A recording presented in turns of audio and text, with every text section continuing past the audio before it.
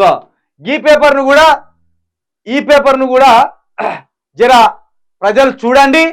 ఇది తెలంగాణ పేపరు, ఇది ఇప్పుడిప్పుడే డెవలప్ అవుతున్న పేపరు. దీన్ని పెట్టింది కూడా అణగారిన వర్గాలకు చెందిన వాళ్ళు. ఒక ఒక బాగా వేలాది కోట్లుండి దోసుకొచ్చిందామని రాలేదు. పాపం ఒక 20 సంవత్సరాలు జర్నలిజంలో ఉండి తెలంగాణ కోసం ఒక పేపర్ పెట్టాలని పెట్టిన వ్యక్తులు. కాబట్టి సామాజిక సారథి పేపర్ను కూడా ఆదరించండి, దీన్ని ముందుకు తీసుకుపోండి. మంచి వార్తలు రాస్తున్నారు వీళ్ళు కూడా. స్టార్టప్ యువరాజు ఏది స్టార్ట్ చేయడు, వారి దుకాణం మూతబడుతుంది.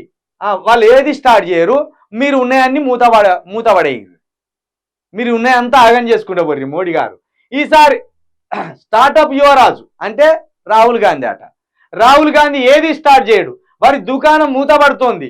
ఈసారి కనీసం దేశంలో 40 సీట్లైనా గెలవండి, కాంగ్రెస్ పై ప్రధానమంత్రి నరేంద్ర మోడీ సెటైర్లు. అంటే వీళ్ళకి అర్థమైంది, మేము మత్తు చల్లినాం రా, ఇక మా మత్తులకెళ్ళి బయటపడాలంటే కష్టము, మీకు 40 సీట్లు కూడా రావని వెక్కిలిగా నవ్వుతాను అన్నట్టు ప్రధానమంత్రి మోడీ గారు. నిజానికి మనల్ని చేసిన పొరపాటు ఏంటంటే, మన తెలంగాణ ప్రజలు మళ్ళీ టీఆర్ఎస్ని గెలిపించి 17 స్థానాలలో ఒక 15 స్థానాలు గనక ఇదే బీఆర్ఎస్ పార్టీకి ఇవ్వగలిగితే ఖచ్చితంగా దేశంలో ఏదో ఒక అలజడి అయితే రేగు.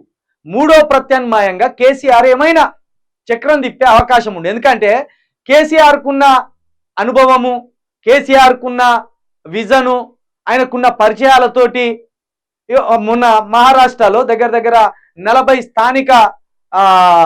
స్థానిక స్థానాలను గెలుచుకున్నారు.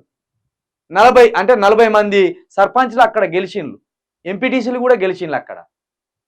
అట్లనే ఒక విజన్ తోటి నెమ్మదిగా ఈ పార్టీని విస్తరిస్తూ పోదాం ఇతర రాష్ట్రాలకు అనుకున్నారు. ఇల్లలకగానే పండుగ అవుతుందా?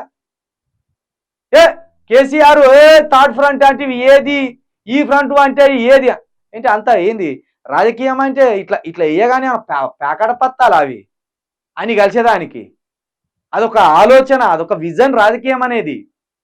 14 సంవత్సరాలు కొట్లాడితే తెలంగాణ వచ్చింది. ఇంకెన్ని సంవత్సరాలు కొట్లాడితే ఈ దేశాన్ని పరిపాలించే శక్తి రావాలి ఈ సౌత్కి? ఈ దక్షిణాది రాష్ట్రాల నుండి లీడర్లు పుట్టుక రావాలంటే ఇంకెన్ని సంవత్సరాలు పట్టాలి? బీఆర్ఎస్ పార్టీ అని పెట్టగానే కథ వెంటనే ప్రధానమంత్రి అయిపోవాలా? విమర్శించుడు ఒక్కొక్కడు తెలివనోడు. ఏందది?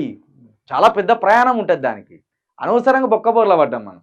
కేసీఆర్ ఒట్టిగా పెట్టలే బీఆర్ఎస్ అని, దేశాన్ని పరిపాలించాలి తెలంగాణ వాళ్ళని పెట్టింది. కానీ తెలియక మనోళ్ళు బొక్కబోర్ల పడ్డారు. కేసీఆర్ని బదనం చేసి మన గోతి మనం తవ్వుకున్నాం అంతే.